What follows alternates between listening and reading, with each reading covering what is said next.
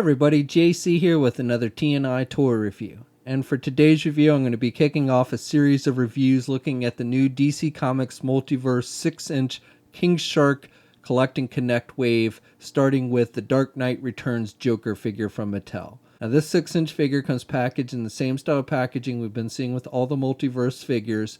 You've got that red and black box, the figure's clearly displayed. Up at the top you've got the DC Comics Multiverse logo. Down below you have some artwork for the character and the name.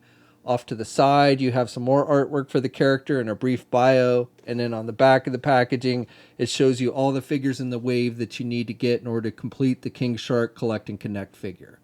Alright, let's get this open and take a look at what's inside. Okay, so here's a look at the figure outside the packaging along with the other contents. Now first of all, let me just say a big thanks to Mattel for sending this figure out to me so I could review it for you guys. Now first of all, this figure comes with the torso section for the King Shark Collect and Connect figure.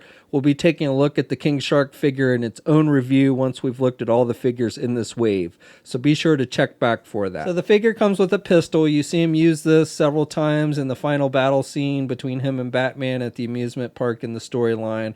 And the sculpting overall is pretty basic on the weapon. It's done with just a black plastic. It is a hard plastic, and you've got a little gap here between the trigger guard and the gun, and that's so the figure will hold it tight with its trigger finger. And I'll show you that in just a moment. And then also you get a knife. Again, you see him use this in the final battle with Batman. And the knife, the handle of the knife is kind of thick. It really doesn't look like the knife that he used in the comic as I recall it, but I think they made it thick like this so that it'll hold it with the one grip hand that he comes with. And the knife is done with a pretty soft plastic with a metallic silver. And as I mentioned, he's got the grip hand. The one right hand is a grip hand. The left hand is a closed fist, so you can only hold the gun or the knife in the right hand. But he does hold them nice and tight. You just kind of have to maneuver the gun in there. And then, like I said, he's got the trigger finger, and he'll hold it nice and tight with that trigger finger. And then again, the knife, he'll hold pretty tight because it's got that thick handle. And then finally, the figure comes with two different head sculpts.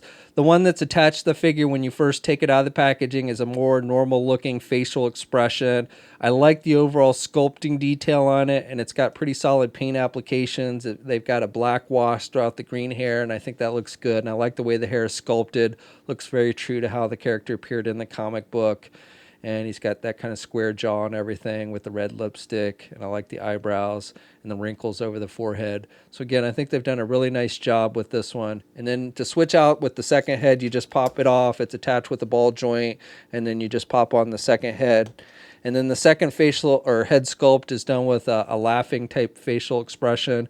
Again, pretty nice sculpting detail and paint applications on it.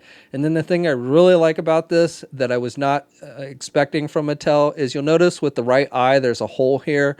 And they've also included this little half batarang.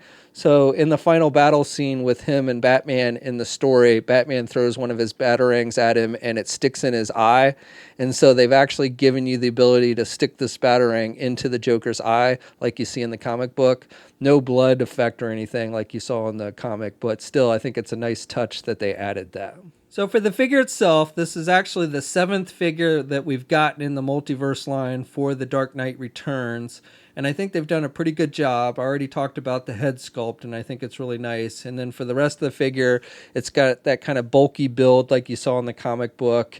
The coat is a separate piece. It's done with vinyl material, so you can the arms of the coat are sculpted, but the actual coat itself is a separate piece. Now it attaches down here at the bottom, so you can't remove it or anything, but you can kind of pull it back. And then he's got the blue collared shirt underneath, and he's got a white tie. And the tie is actually a separate piece as well, so you can kind of lift the tie out from the coat if you want to, and you can kind of pose it around and stuff a little bit. So pull it out so you can see it's actually a separate piece. I like that. And again, you can kind of pose it around so you know when he's fighting Batman, you can kind of have it look like his tie is getting all messed up and everything.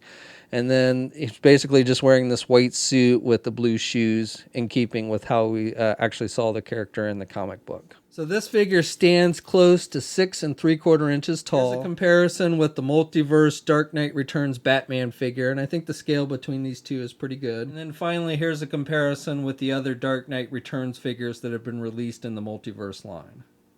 For articulation, you can turn the head to the left and to the right. He really doesn't have much in the way of back and forth movement with the head. You can get the arm out about that much. He's got pretty good rotation there at the shoulder. He's got a single hinged elbow. He's got rotation there at the elbow, and then he can bend his elbow about that much. And then he's got rotation at the wrist, but no hinges on the hands. He does have an ab crunch. Now with the coat, that's somewhat limited, but you can crunch down a bit there. And then he can't really look back a whole lot because of the coat. He does have a waist swivel. Legs are attached with ball hinge joints, so he can do the splits about that much. And then you've got rotation up high there, so you do have basically a thigh swivel. Then he's got a single hinge knee, so he can bend his knee about that much. And then you've also got rotation at the knee. And then with the feet, you've got hinges, so you've got up and down movement, but you do not have ankle pivot with this one, and 2 peg holes on the bottom of the feet. Okay, so that's my review. Overall, I really like this figure. I think Mattel has done a nice job with the paint applications and sculpting. I like the accessories. I really like with the added head that they allowed you to put the batarang in the eye. I think that's a really nice added touch. And if you've been collecting the Dark Knight Return figures in the Multiverse line, I think this is one you'll definitely want to add to your collection. Now, this figure is starting to hit shelves. We'll have a full image gallery up at toynewseye.com. There'll be a link in the video description below. As always, leave a comment. Let us know what you think. If you're so inclined, please like the video. Also, if you haven't already, please follow me on my Facebook, Twitter, and Instagram accounts. I'll have links to those in the video description as well. And until next time, I'll catch you later.